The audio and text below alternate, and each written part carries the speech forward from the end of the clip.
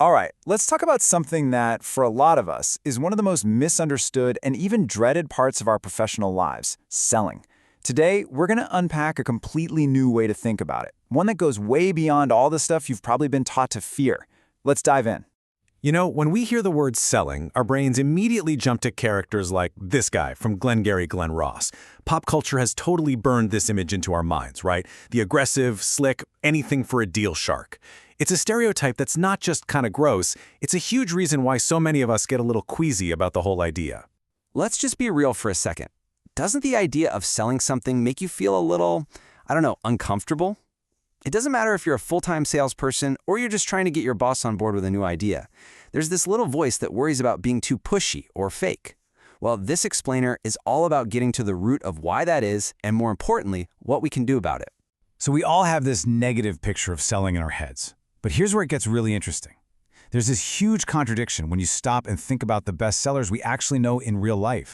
Think about it. If I asked you to describe a salesperson, you'd probably use words like pushy, fake, manipulative. But now picture the greatest salesperson you actually know, someone you work with, or maybe a public figure you admire. You'd probably say they're respected, admired, and totally authentic. So what gives? How can both of those things be true? That paradox is everything. Well, the answer to that paradox is a framework called the Unsold Mindset, and it's all about completely rewiring how we approach selling. But here's the key. It has nothing to do with learning new tricks to use on other people. So this is the big idea. It's not about your external tactics. It's all about an internal shift. It's about changing the conversation that's happening in your own head first. And when you do that, you're free to just show up as your real self without the pressure of playing some role. And ironically, that's what makes you 1,000 times more effective. And this is where it gets really powerful. This is so much bigger than just hitting a sales target. When you adopt this mindset, it can actually change how you interact with everyone, leading to way more authentic, meaningful connections in your work and honestly in your life. So, how do we actually do this? Well, the first principle is a really simple but kind of radical idea. Just stop acting. You know all those old school sales tricks? The stuff they teach in those dusty training seminars? Repeating someone's name over and over, mirroring their body language, the super firm handshake. People can spot that fakeness from a mile away. It just builds a wall, because you're not trying to connect, you're just busy performing a script. And honestly, who knows more about being authentic than Snoop Dogg, right?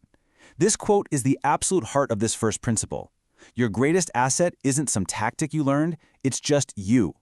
When you drop the persona, you make room for a real human connection to happen.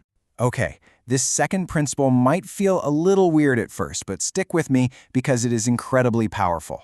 It's about letting go of this need to be the smartest person in the room. We're all taught that to sell something, you've got to be a walking encyclopedia of your product, your industry, everything. But what if that pressure to know it all is actually what's holding you back? This totally reframes vulnerability. Instead of being a weakness, admitting you don't have an answer shows incredible honesty. It proves you're committed to getting it right, not just to being right. And that builds way more trust than pretending you know everything.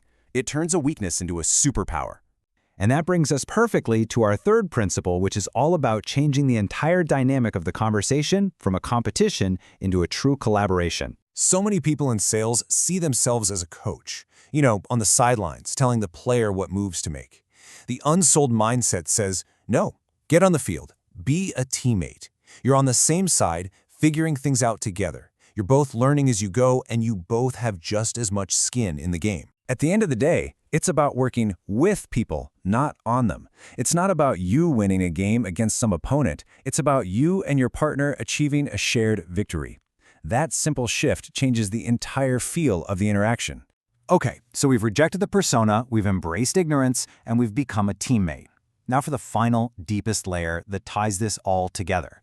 This is what turns it from a strategy into a real philosophy. Think about it this way. A goal is the what. It's hitting your quarterly number.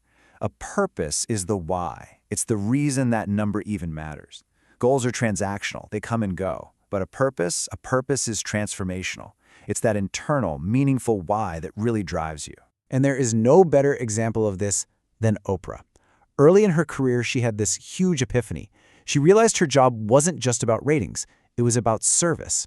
She aligned her goals, like producing a TV show, with her deeper purpose, which was to teach and inspire.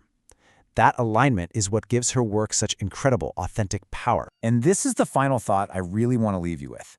When you shift your focus from the transaction to the transformation, from just closing a deal to actually making a difference in someone's life or their business, selling stops being a dirty word. It becomes a vehicle for your purpose. And that right there changes absolutely everything.